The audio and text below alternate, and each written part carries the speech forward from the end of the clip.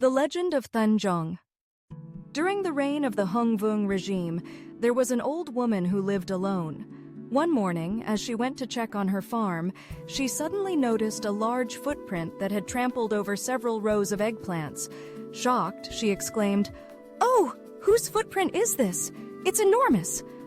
Out of curiosity, she placed her foot into the strange footprint. Instantly, she felt a shiver run through her body.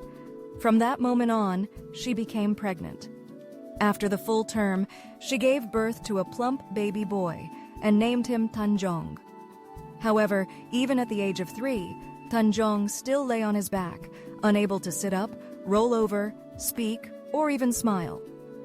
At that time, the enemy invaders came to plunder the country. They were fierce and cruel, led by a monstrous general named An Vuong King. Everywhere they went, they burned houses, slaughtered people, and stole their possessions. The Hung Vuong King's army fought many battles, but was unable to defeat them. Worried, the king sent messengers across the kingdom to seek a talented general to help save the nation. One day, a royal messenger arrived in Thanh Giong's village. As he was announcing the king's call for heroes, Thanh Giong's mother, who was cradling her child, jokingly said, "My dear child, you're so slow to grow and speak. How will you ever fight the enemy and help the king?" Unexpectedly, Thanh Gióng suddenly spoke his first words. "Mother, please call the messenger in for me." Then he fell silent again. Shocked, yet overjoyed, his mother ran to tell the neighbors.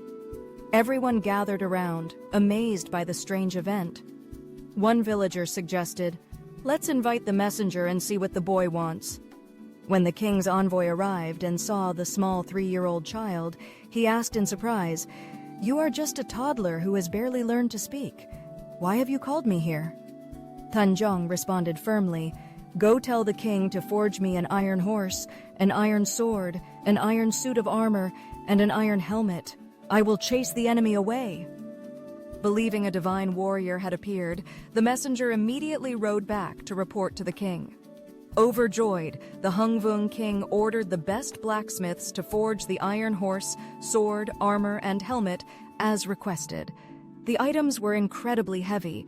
Dozens of men could not lift the sword. Thousands of soldiers struggled to transport them to Thanh Gióng. When news spread that the army was bringing the iron horse, Thanh Giong's mother, worried, rushed home and said, "My son, this is no joke. The king's soldiers are arriving outside. What are we going to do now?" Hearing this, Thanh Gióng suddenly sat up and said, "Mother, don't worry about the battle. Just feed me as much as you can." His mother quickly cooked rice, but no matter how many pots she made, Thanh Gióng devoured them all. With each meal, he grew bigger and stronger, demanding even more food. The more he ate, the faster he grew, until he became a tall, mighty young man. When the rice ran out, his mother called upon the villagers for help. Everyone eagerly contributed rice, sweet potatoes, buffalo meat, wine, fruits, and cakes, filling the courtyard. Yet no matter how much food they brought, Thanh Gióng ate everything and still asked for more. Then Gióng said, "Mother, please get me some clothes."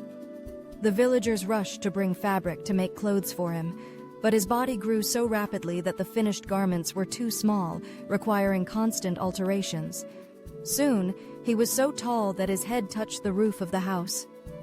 Just as everyone stood in awe, the soldiers finally arrived with the iron horse, sword, armor, and helmet.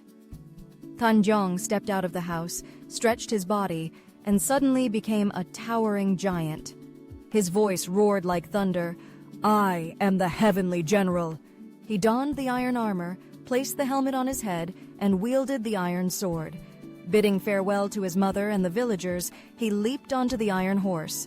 At that moment, the iron horse reared up and spewed flames from its mouth. Thanh Gióng spurred the horse forward, and it galloped with powerful strides, shaking the earth beneath. In the blink of an eye, they reached the enemy camps, which were spread across several forests. Thanh Gióng swung his sword, flashing like lightning, cutting down wave after wave of enemy soldiers. The iron horse roared, breathing fire that burned entire camps and forests to ashes. Smoke and dust filled the air as the enemy screamed in terror.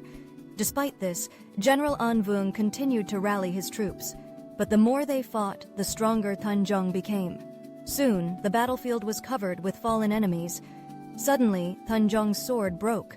Without hesitation, he uprooted clusters of bamboo along the roadside and used them as weapons, striking down the remaining enemies. In no time, the invaders were defeated, scattering in all directions. General An Vuong was struck down and perished. The remaining enemy soldiers surrendered, begging for mercy. The Hung Vuong king's army and the villagers rushed in to capture them. Within half a day, Thanh Gióng had saved the nation. By then, his horse had reached the foot of Sóc Sơn mountain. There, Thanh Gióng removed his armor and helmet, then, along with his iron horse, ascended into the sky. After his victory, to honor the hero, the Hung king ordered the construction of a temple in his village and bestowed upon him the title Phù Đổng Thiên Vương, Heavenly King of Phù Đổng. Even today, traces of Giong's journey remain.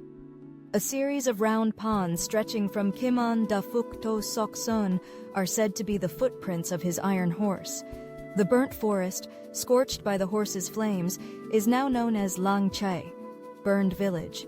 The bamboo trees Gióng used as weapons, once green, turned yellow from the fire.